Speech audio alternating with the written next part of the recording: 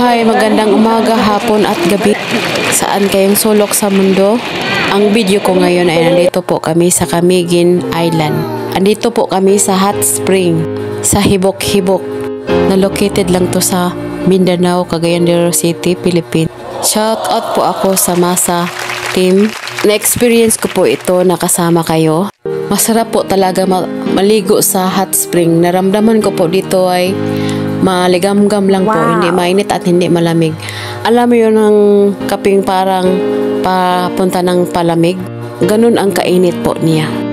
Pwede ka dito magbabad kung may arthritis ka, sakit sa ulo, relaxation sa ating mga katawan, ay talagang mawawala talaga po.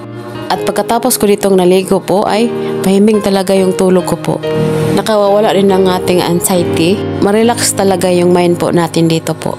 Laking dagat po din ako, marunong din po ako mag-floating, kaya ang ginagawa ko para akong natutulog na naka-float. Ang sarap sa pakiramdam. Shout out kay Vanessa, Ma'am Arlie, Ma'am Prissy, Ma'am Ann. Have a good day, bliss ahead. Thank you for watching.